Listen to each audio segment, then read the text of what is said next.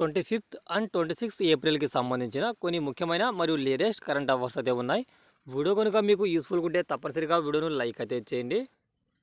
Stockholm International Peace Research Institute ప్రకారం 2023లో రక్షణ శాఖ కోసం అత్యధికంగా ఖర్చు చేస్తున్న 4వ దేశం ఏది?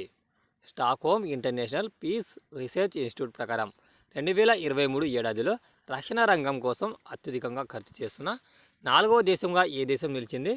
భారతదేశం. Stockholm International Peace Research Institute ప్రకారం 2023వ సంవత్సరంలో 83.6 బిలియన్ల సైనిక వ్యయంతో రక్షణ శాఖ కోసం ప్రపంచంలోనే అత్యధికంగా ఖర్చు చేస్తున్న 4వ దేశంగా భారతదేశం నిలిచింది. మొదటి స్థానంలో యునైటెడ్ స్టేట్స్, 2వ స్థానంలో చైనా, 3వ స్థానంలో రష్యా దేశాలు నిలిచాయి. 5G నెట్వర్క్ల సామర్థ్యాన్ని పెంచడానికి C.తో ఎవరితో ఒప్పందం కుదుర్చుకుంది? 5G నెట్వర్క్ల సామర్థ్యాన్ని పెంచడానికి C.Dot అనే సంస్థ ఏ సంస్థతో ఒప్పందం కుదుర్చుకుంది? IIT జోధ్పూర్.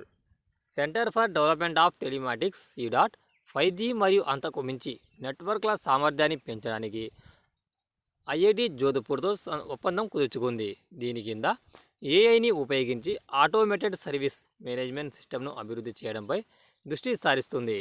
C.Dot అనేది భారత ప్రభుత్వానికి చెందిన టెలికమ్యూనికేషన్ టెక్నాలజీని అభివృద్ధి చేసే సంస్థ. టాటా పవర్ సోలార్ సిస్టమ్ ఏ బ్యాంకుతో వ్యూహాత్మక ఒప్పందాన్ని కుదుర్చుకుంది? టాటా పవర్ సోలార్ సిస్టమ్ ఏ బ్యాంకుతో వ్యూహాత్మక ఒప్పందం కుదుర్చుకుంది? Indian bank.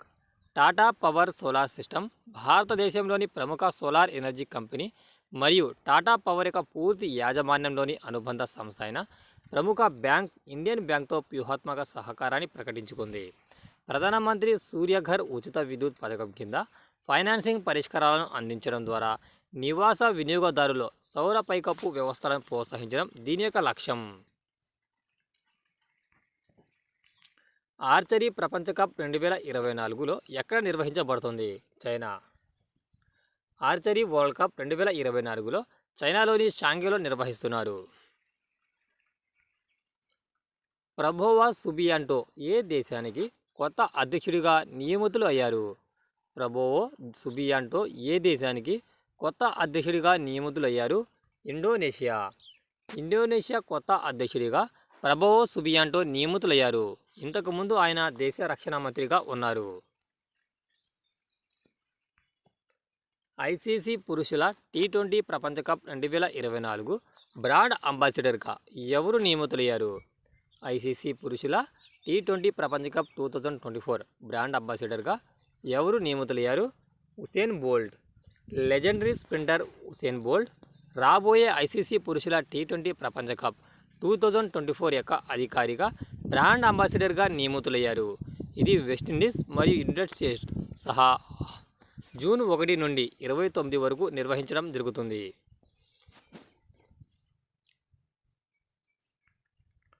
రక్షణ ఆవిష్కరణల కోసం నేషనల్ డిఫెన్స్ యూనివర్సిటీ ఏ దేశానికి చెందిన స్టార్ బర్డ్స్ ఏరోస్పేస్తో చేతులు కలిపింది? ఫ్రాన్స్.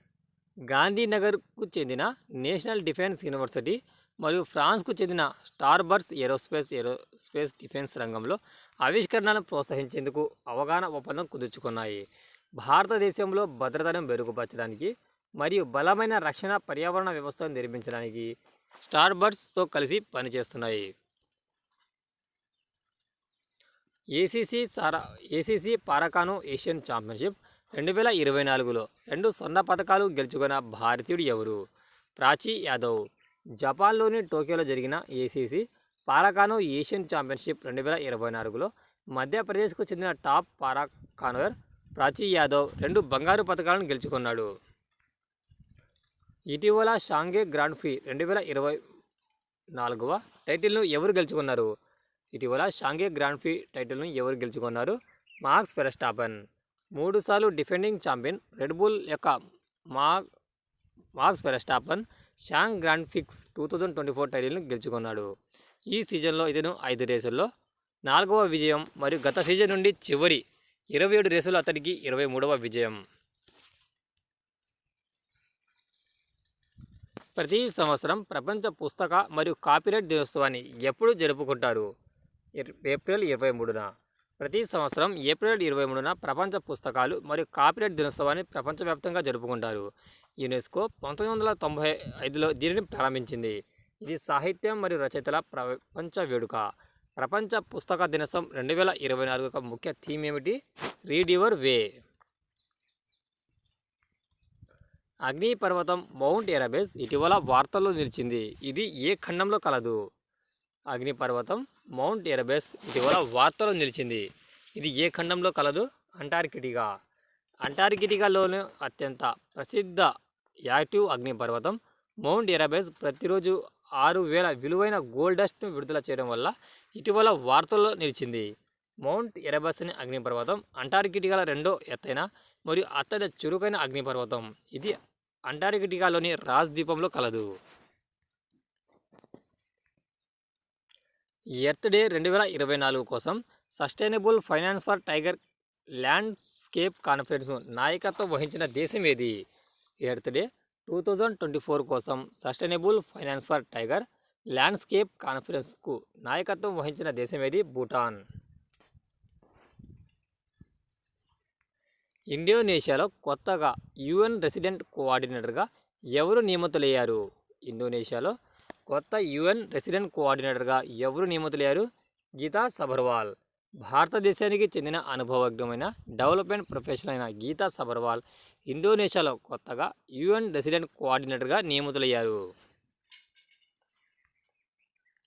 భారతదేశానికి మొదటి రక్షణ సలహాదారుగా కల్నల్ ఎడిసన్ నాపోను ఏ దేశం నియమించింది? భారతదేశానికి మొదటి రక్షణ సలహాదారుగా కల్నల్ ఎడిసన్ నాపోను ఏ దేశం నియమించింది? పాపున్యూ గినియా. పాపున్యూ గినియా భారతదేశానికి మొదటి రక్షణ సలహాదారుగా కల్నల్ ఎడిసన్ నాపోను నియమించింది. ఇది రెండు దేశాల మధ్య ద్వైపాక్షిక సంబంధాలలో గణనీయమైన అభివృద్ధిని సూచిస్తుంది. ఈ నియామకం 1977లో దౌత్య సంబంధాలను లాంఛనప్రాయంగా మార్చుకున్న భారతదేశం మరియు పాపున్యూ గినియాలో అనుభవిస్తున్న స్నేహపూర్వక సంబంధాలను నొక్కి చెబుతుంది. ఎర్త్ డే వేడుకల కోసం భారతదేశంలో అతిపెద్ద క్లైమేట్ క్లాక్ను ఎక్కడ ఆవిష్కరించబడింది? ఎర్త్ డే వేడుకల కోసం భారతదేశంలో అతిపెద్ద క్లైమేట్ క్లాక్ ఎక్కడ ఆవిష్కరించబడింది? న్యూఢిల్లీలో. ఎర్త్ డే వేడుకల కోసం న్యూఢిల్లీలోని council of scientific and industrial research CSIR ప్రధాన కార్యాలయంలో భారతదేశపు అతిపెద్ద క్లైమేట్ క్లాక్ను ఆవిష్కరించారు. CSIR అనేది 1942లో స్థాపించబడింది. ఇది ఫ్రెండ్స్, వీడియో కనుక మీకు యూస్ఫుల్గా ఉంటే తప్పనిసరిగా వీడియోని లైక్ అయితే చేయండి. Thanks for watching టెక్జా.